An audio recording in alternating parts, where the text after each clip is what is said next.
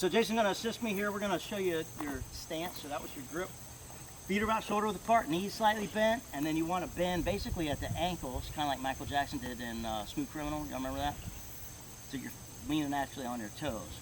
So if we get our grip, we get our stance, and we're aiming in somewhere, and we push on you, and you end up like this, that's not ideal, if that makes sense. If I push on you, and I'm a little tiny person, and you're falling over, that's the wrong answer, all right?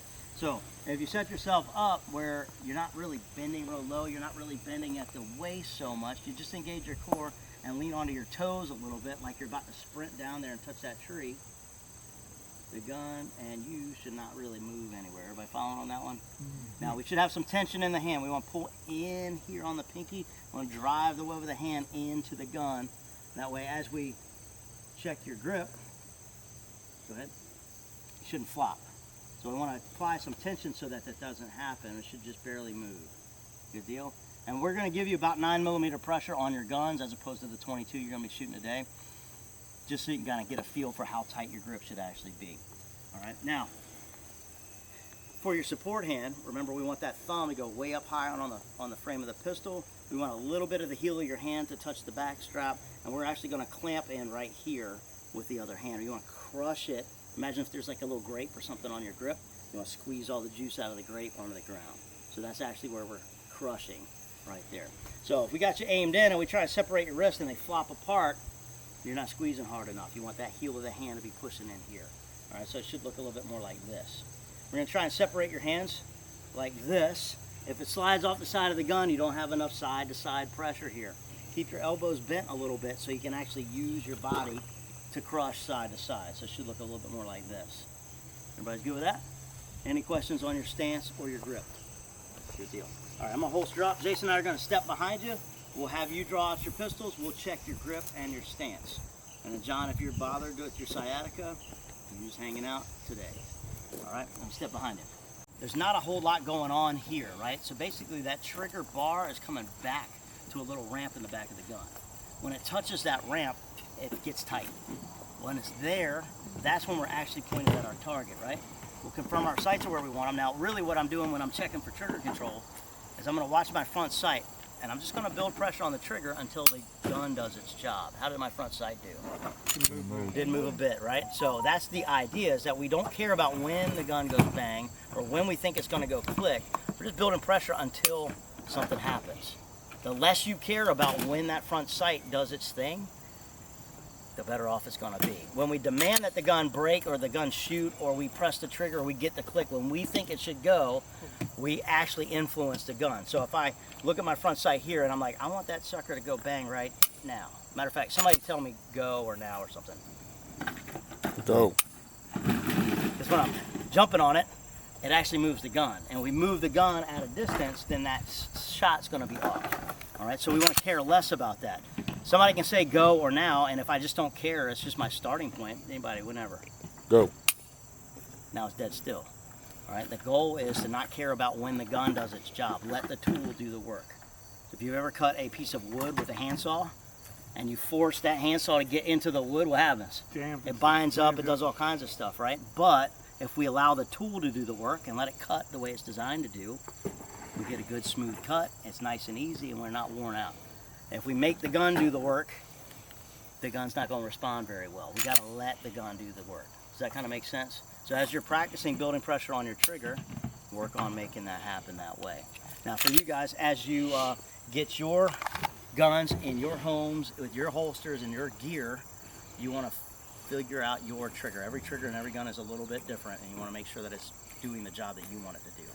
Everybody's following on that one? But you have to learn how to feel the trigger and feel it the same way every time. If you're able to press the trigger the same way every time, you're going to become a lot more accurate. Consistency is the key to accuracy when it comes to shooting. Is everybody good with that one? All right, so let me jump behind you one more time. We'll draw out clear. Go ahead and draw out your pistols. Fingers off the trigger. Go ahead and draw out. Draw out the pistol. All right, this should go a little quicker for the second half. One shot at the X. Stand by. One shot. Two shots at the X. Stand by. Two shots.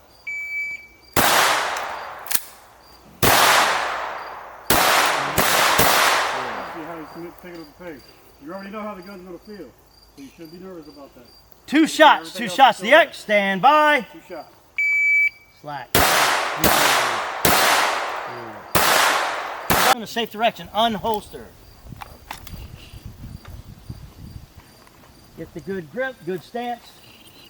2 shots. 2 shots to the X. Stand by. 2 shots. There we go. Reacquire the sights. Everything's there. And take her off. Tap. Rack. Do it again. We're riding that slide.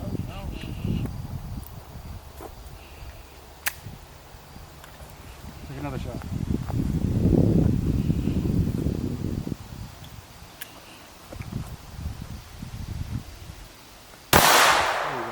Relax that head and shoulders. Keep them up. Bring the gun to your eyes. They are.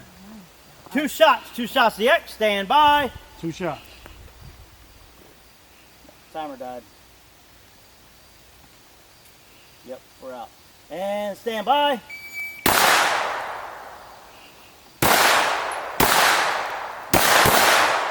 That was your first one? You feel this right here? Yeah, I did it again. Diaphragm. Sure. There you go. Now Little extend. crunch. There you go. Head up. Yeah, up. Head up. Relax. Yeah, there you go. Just look at the target. Bring the sights to your eyes.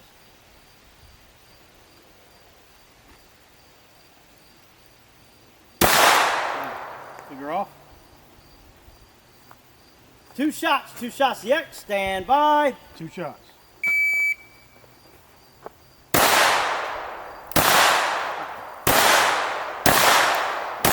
So the next one, you go bang, click, and bang. Click. What I want you to do is not hear the click.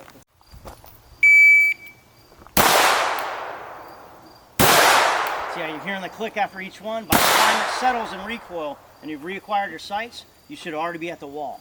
So watch the sights where you want, build pressure on both of them, but you're slowly coming out to reset. And as soon as you feel it break, relax your finger a little bit. You should feel the trigger push. Push your finger out. All right? I want you to look at that X. Head, shoulder straight, look at that X. Now, just bring your gun up. Only move just to, and it should be right there on that X. 2 shots. 2 shots to the X. Stand by. Now bend over the diaphragm a little bit. That's how it should be every single time.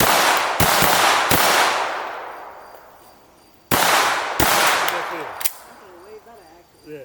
You ran dry, go ahead and reload and holster. Reload and holster. Trigger, muzzle's in a safe direction. Go ahead, unholster. Go ahead, unholster.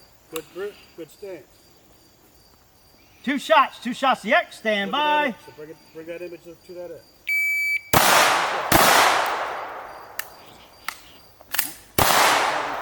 Get down a little bit.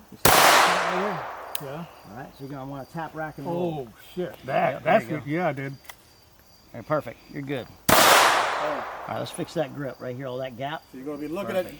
at Slack out. the Smooth press. X-ray. Right, so you're looking at it, and you should still just look through that hole. You see how you're tipping your head? Yeah. Oh, it's not up enough. And then I. There you There you go. Oh, gotcha. So you should see that image every single time. And this dot should be on that X. Okay. So you're not, you see how you're standing just straight up and down, right? Yeah. You're not Yeah. bobbing and weaving or trying to get that tight grip, and you should be able to see that front dot through that. See? What'd you do? Move your head. All right, Don't move your head, move the gun. What's that? Right. That guy. Oh, Now, that guy? is it Yeah, on he gets that a lot of X? special Yeah. treatment. There's another one deeper in the woods. Do 2 shots. Okay. One more.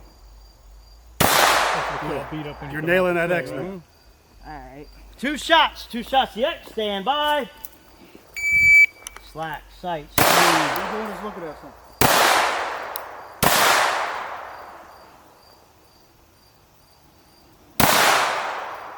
Fingers off and Good. 2 shots. 2 shots to the X. Stand by. Relax.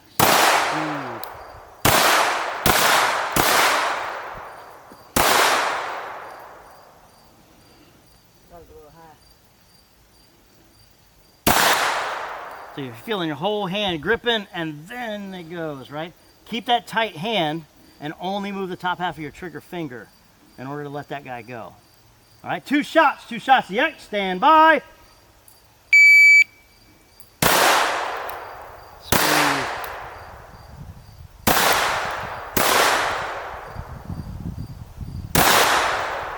Man, I think we were too ahead of you. Go ahead, holster up. 2 shots, 2 shots to the X, stand by. Just go ahead, holster up. Put it in the holster. Okay, you're fine. See how low that came out of your eye line.